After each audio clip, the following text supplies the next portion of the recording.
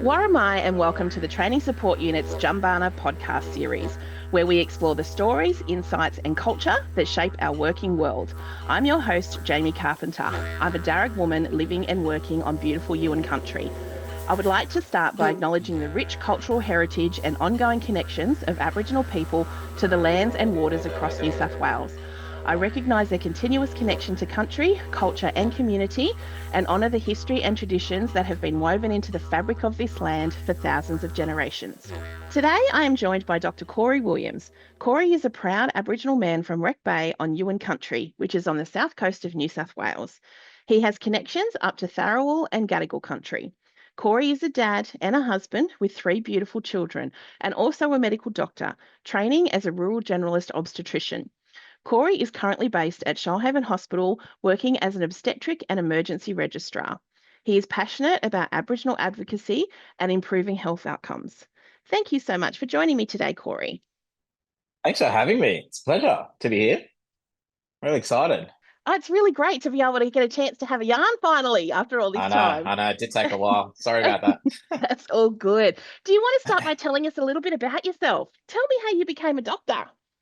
Yeah, so why don't we go way back, actually? Okay. I think, my story as a young black man, sort of growing up in communities, probably a bit different to sort of most other doctors coming through. And it might not be too unique to a lot of the other black fellas who come through similar streams to me. But I grew up one of 5 children, and my parents separated when I was quite young. So my mum raised us as on her own pretty much, and she did the best that she could. But doing that meant that we didn't really have much. And so, but a lot of love and a lot of support. And I think that was what, got me to where I am today. Interestingly, I was always kind of like this kid that teachers at school would say, oh, you've got potential, whatever. They said I was a bright kid. I didn't really know what that meant at the time, but I kind of just went through school kind of just having fun and hanging out with friends and playing footy and stuff. And then it was actually in year 12 once this group from UNSW, so from the Indigenous unit there, came down and sort of had a chat with us. And I was school captain at the time, and it was a big deal because I was, this novel blackfella school captain at the Vincennia High School. And so they're like, hey, Corey, you should come up. This mob from the uni is coming down, have a yarn about sort of what your options are after school. At that point, I really didn't even know what uni was. And so it was like, oh yeah, whatever. I was just kind of this kid who, point me in a direction and I'll go with it as long as I trust that person. So I went and sat with them, and then they had a chat about this sort of winter school program. And then next thing I know, I was at this program that was for a week. And from there, I knew that I had to go to uni, and I knew that this is something I wanted to do. Had no idea what I wanted to do at the time though. And I was always into sports. I thought I was going to end up doing physiotherapy or something like that. Anyway, fast forward a bit of time, and I was doing a bit of physio, and then they were like, hey, you're pretty good at this anatomy stuff and like medicine stuff. So then somebody suggested I should do medicine.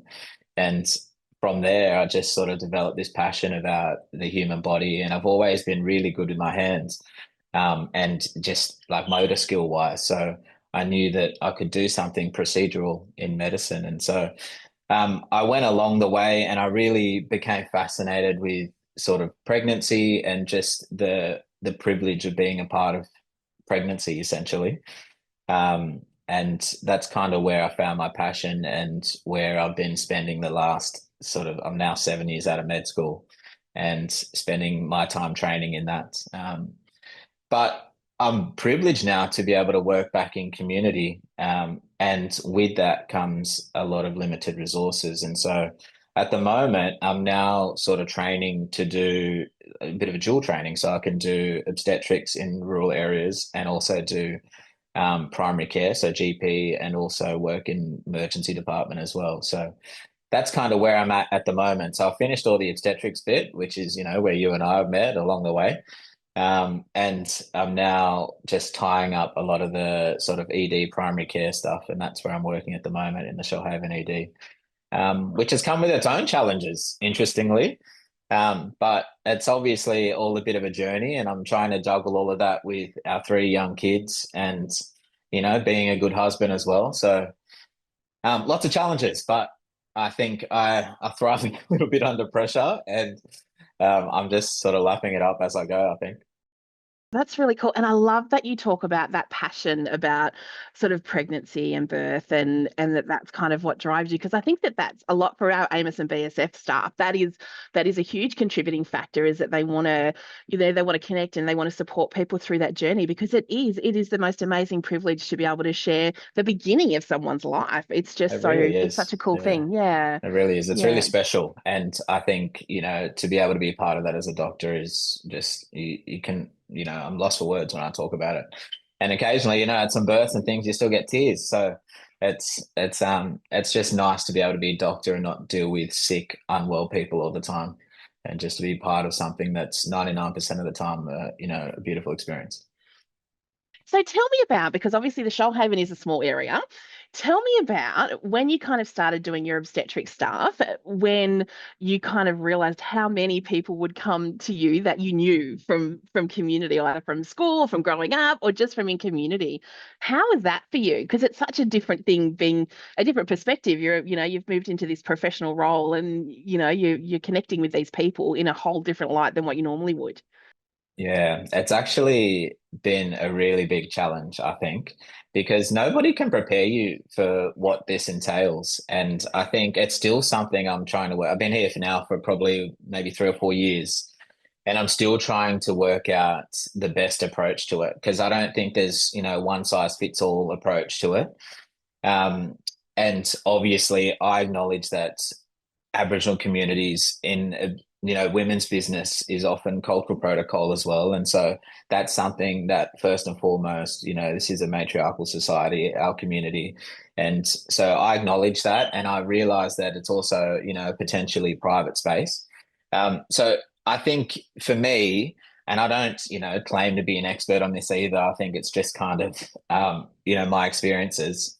Um, I think my approach has always been to sort of personalize it and individualize it. And I think you can't, you don't know what you don't know, and you don't know what that person's values are. And I think we're almost, it's a bit evolving. The Aboriginality is evolving a little bit. And I think each person follows different sort of protocols and things. And I think just making sure that you approach everybody personally. And so for me, for example, what that might mean is that if I do see a name or somebody that comes up who's potentially somebody I know or somebody might, from the community or from family, um, I make sure that whether it's a nurse or the midwife who might be seeing them first, just lets them know that it's me first. And I think by doing that, it doesn't put any pressure on them to also have to, say, yeah, I'm fine with Corey if I put them on the spot and ask them to do that. So I think just allowing them to make a decision about whether, firstly, they're even happy to sort of discuss all their obvious personal life with me. Yeah. And I love that idea about giving people a choice before being put on the spot. So you're actually, you're empowering them to make that decision without feeling pressured that you're the one asking the question. 100%. And that's always what my approach to it is, that I'm in this space because I want to advocate for these women who are potentially very vulnerable women who get ostracized by the system. I want to be able to give them some autonomy and make that decision and feel empowered a lot of the time and advocate for them. So first and foremost, that's what I do. And if they decide that, they don't feel comfortable seeing me, then there's absolutely no hard feelings about any of it. And what more can I do to help is always my approach. That's awesome.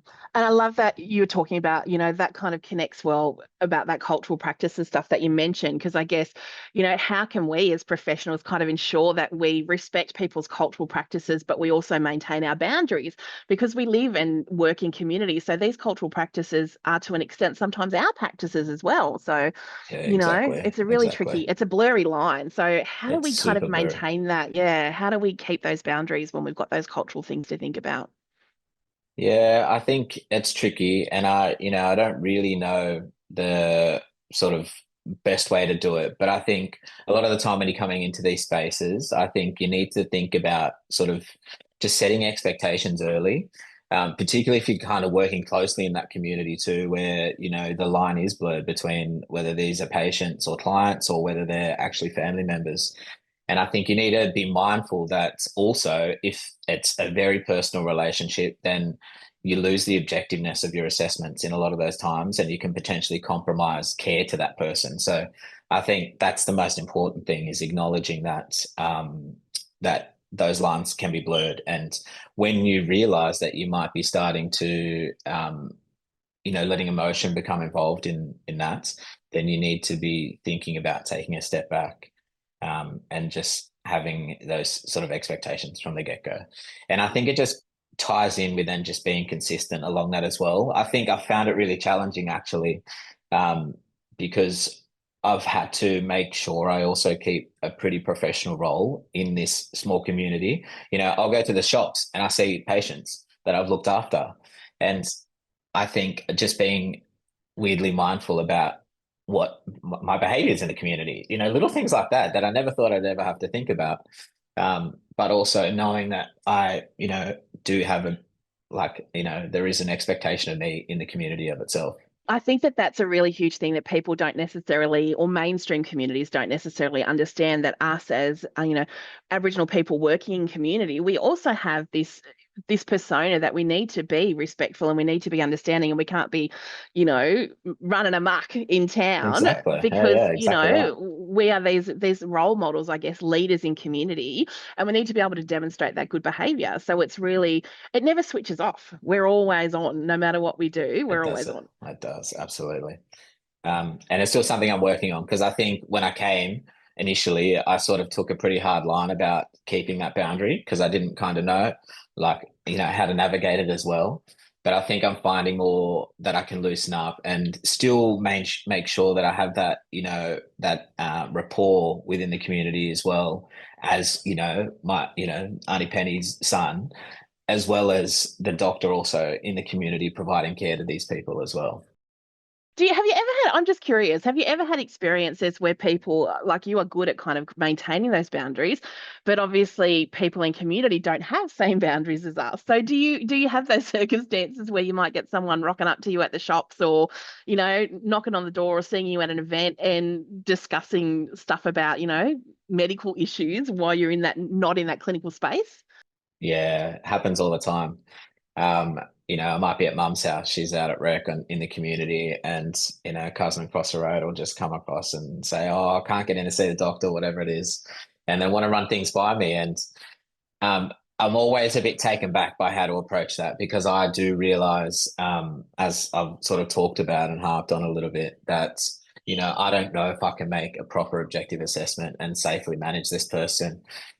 So I think the approach that I've used at the moment is just trying to be consistent. I make sure I actively listen to them. And I feel like a lot of the time, if I hear their concerns, and just acknowledge their concerns, then I think even then that in itself is enough for them to acknowledge, hey, oh, the doctor's not too worried, or whatever it might be. Just by listening, that they are then pretty reassured in themselves. And then I just make sure I consistently keep the same lines in approach to access to care, which is challenging at times, because these are isolated people in an isolated community, and it's hard to get access to care. And so I think I just make sure that it's obviously nothing life-threatening, and just make sure I still refer them to the right pathways, whether it be to see their GP, or whether it be the ED. Obviously, if they're critically unwell, then I have a duty of care also in that scenario, and I provide whatever care I can in that time while an ambulance gets there. Yeah, and I imagine, our TH Amos and BSF staff, they working all over the state. So there's especially sort of rural Western areas and remote communities. This would be a very common occurrence that, there's that very blurred boundary. Yeah, Exactly. yeah, yeah. But also that's the privilege of this as well, is that you get to provide some potential care and community. And I think still trying to find out the right ways about how to deal with those situations, but it's all a bit of a journey still too. Yeah, and I guess that's the thing, that what fits for one person doesn't necessarily fit for all, and every community is different as well. So, there's no one-stop shop for this kind of stuff. I mean, I even get sort of Facebook messages and stuff as well, from people around asking for some advice and things. And Yeah. yeah, it's That's fun. It's interesting. When you started your career in medicine, did you ever think that anything like this would happen? That you'd have this weird kind of combination of boundaries and working and living in community and how that would affect you? Yeah, well, like I knew that when I did medicine, I think most blackfellas feel an obligation to give back. I've always wanted to, at a minimum, be able to advocate for us and also inspire some younger kids and things as well. So I knew that that was always something I wanted to do is, just be back in community. But I never at the time, as this naive kid that just left high school, understood all the nuances of just trying to balance all of this stuff as well. So I think it's still tricky because I feel like I'm losing a lot of the personal stuff that I had with people as well. And I'm still obviously just trying to find that balance, which I don't have an answer for at the moment. I don't know if there ever is really an answer. Yeah, well, It's that's the like you thing. said, That's the yeah. thing. I think it's just all individualized. Yeah, absolutely. And I guess, thinking about that, it just sort of brings me back to that idea about our own self-awareness. So how important is our self-awareness in maintaining boundaries? Like how can we look at that in terms of how we work in community? I think that's one of the most critical things for any person in general. And it's something that's taken me a long time to sort of realize the importance of that as well. Fortunately enough, actually at uni, it was one of our like graduate capabilities, weirdly, that you had to be like this self-reflective practitioner. And I think it can't be understated how just truly important that is. Because a lot of the time you need to know that um, you need to have an approach to things and you then need to be open to feedback. And I think a lot of the times you get caught up because you have your approaches, you've got your qualifications, your degree or whatever it might be. And this is, I guess, in general for any healthcare worker. And you think that then sort of gives you all the rights to practice freely without sort of then critiquing what your practice is like and then being open to any potential change. Or any ways that you can improve in what you do because nobody's ever perfect. And I think just being a reflective person and just being self-aware of what you're doing means that you can adjust your practice and learn from your mistakes because everybody's bound to do them as a human being. And so I think, things that I regularly do is I have to wind down and take time, even after if it's just a shift at work. Not everything goes perfectly. And, I make a log of it. I don't necessarily do journaling, but I do make a log of how my day's gone and things that I need to get off my mind. And I jot that down in some notes on my phone. And that's something I do pretty consistently. I also actually make sure that I keep a supervisor and a mentor, and often those people sort of blur into two. Somebody I trust and somebody I look up to, and I'm always open to them giving me feedback, and I'm always seeking that as well, particularly criticisms, because I think I'm my worst, yeah, I'm my worst person as well. So I think I really just try to get as much feedback as I can just to keep improving because I know that I don't have all the answers. Oh, absolutely. And I really love the idea, like talking about the supervision or, having that kind of mentoring is such an important thing for everybody, whether it be from a clinical space or a cultural space. And I think that that's really tricky for some people too, that they understand the benefit of clinical supervision, but they don't understand that cultural mentoring or cultural supervision it can make a difference for us because we are literally living and working in community all the time. So, our ends and our starts are very, very blurred and it's hard to kind of maintain that separateness. 100%. Completely agree. Yeah. I think one of the other things that sort of ties in with self-awareness as well, and it's something that I've kind of just I put on the wayside and not really focused on much to my detriment, is sort of just focusing on personal health even, and that's like mental health as well. So like consistently doing some mindfulness stuff or stress management because that continues to interfere in your work practices and not even just work practices, even sort of personal things as well, whether it be with your family and things. So I can't stress the importance of just being self-aware and reflective practice. Yeah, absolutely. Yeah. Okay, question for you. How can we as workers ensure our professional boundaries are respected by ourselves, but also by community members? it's tricky, but I feel Yeah. like it's just about being consistent. And I think from the get-go, ensuring you remember your role and having your boundaries. And I think that often starts with just having yarns with the community, leaders in the community or whatever workspace that you're in, and just being clear on what your role is in that place, wherever you are, and just being consistent. I think that's helped me along the way. But again, I think it is then sort of ties in because you're towing this fine line as well, where you don't want to be, separating yourself too much because that's what a lot of the desire of all of this is that you have this very personal and personal space in the community and an important role as well. And so you want to still have some rapport. And so I think if you really take a really hard line about separating that, then you risk just becoming dissociated with the community as well. And so I think it's just about being consistent, knowing your boundaries, but also having some discretion and knowing, where you can kind of get more involved socially and personally, I think, which I think takes time. And you just don't know that from the start. And so it's something you have to acknowledge that is going to take time, but you have to be invested in that as well. And I think it changes as well. Like it's an evolving thing, and it change. No matter where we are, new people come into our lives, and our roles change. So it's a constantly changing thing. So I love that idea that you've got about sort of having very clear boundaries, but also having that discretion. So there is that little bit of blurry edges that you can, because our worlds are going to intersect no matter what. We can't keep them both separately. It doesn't work for us as members of the Aboriginal community. So how we do that, yeah, is really good.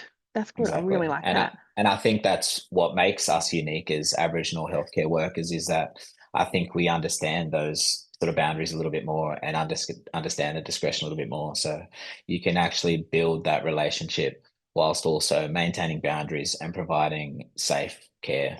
So this is just a little offshoot, but I'm curious. What's been one of the highlights, do you think, of working in obstetric care in your local community for you in the last few years? Just the personal relationships that I get to have, I think it can't be overstated. And just such an impact that I do have on these women and families and children. Um, I've found it almost surprising sometimes because I am this man working in obviously this, fairly private space. But it's been really humbling to see these women who have been so happy that they have a black doctor that's working in this space and they then who advocates for them first and foremost, but also provides care from, an obstetric point of view. And I think just seeing the entire dynamic of the unit, this Western medicine unit changes completely, where the level of respect and the approach that they have to a lot of the Aboriginal patients has completely changed. And I think it's well known through the community now just how much the unit has changed just in our area, knowing that there's a black doctor. And isn't that amazing? The fact that you have had the opportunity to work in this community, it's not just affected you, but it's actually affected the whole community and the of birthing age community, I guess, in terms of that obstetric staff, because it does make changes. It's not just about you and your clients or your patients. It's also about the people that you work with, the other midwives and nurses and doctors. So it's amazing that it's such a little thing that you may not realize, but it actually makes such a significant event to the entire community. It does, and that's something that I'm really proud of because it's not even in my role as a doctor. It's just I guess it is like the title that comes with it, but it's purely just being in a space that's advocating for these very vulnerable people potentially. What kind of advice do you think that you would give any new professionals working in Aboriginal communities so that they can learn to help maintain their boundaries? I think it all starts with, wanting to be in that space, whether you're Aboriginal or not. I think learning before you lead, particularly. So, yes, there's all this generic cultural awareness training and things like that, but you need to take the time to understand that what the community needs. and what they expect from you as well. And so that means actually sitting down and having a yarn with the elders in that community or the leaders in that space. And then as I went on before, I think just being clear as well about what your roles are in this space and setting those boundaries early. And then again, tying in, just focusing on sort of self-reflection and just reviewing everywhere along the way what things you might be able to improve, and where you what the community needs, and see whether you've actually been meeting what they need as well. And just knowing that it's an ongoing journey and just being flexible in how your approach is. Definitely. And I guess the key as well is that every Aboriginal community is different. So if you've worked in a community somewhere, it doesn't necessarily mean that it will be the same working if you move to a 100%. different area. Yeah. So I love the 100%. idea of, meeting with the elders, talking to community, understanding protocols for that area and how people work within their relationships. That's imperative if you want to work successfully and be accepted in communities as a worker, as a healthcare worker. 100%. You've already sort of ruined your chances if you're not sorted all that stuff out from the get-go. So it really ties in with just you wanting to be there and wanting to have as big an impact as you can. All right. So for people, we're wrapping it up because we're getting close to the end. So for people, what do you think would be, the highlight? If people were leaving from today, what is the most important things or a couple of key points that you think you'd love people to kind of walk away with from today's discussion?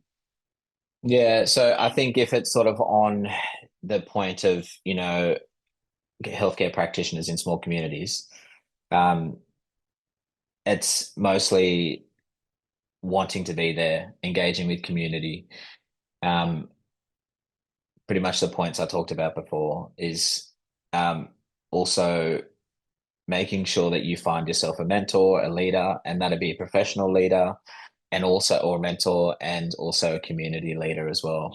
And somebody you value, somebody you've trusted, and you learn from them, and you have ongoing discussions with them.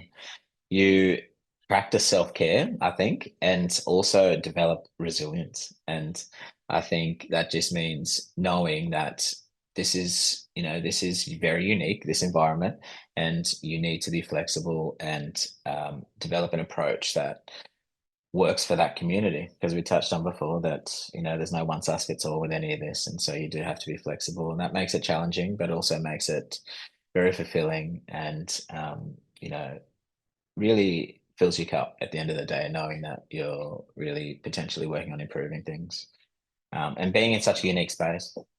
Corey, thank you so much for joining me today. It's been awesome having a yarn with you. Thank you for having me. I'm really glad we got to do this. Yeah, definitely. It's been really great. Yeah, I hope it can be helpful. Oh, you have, definitely. Yeah. I'd like to thank you for tuning in today to the Training and Support Unit's Jumbana podcast. I hope the information we shared today helps to support you on your journey working with Aboriginal families and communities. Until next time, Yanu.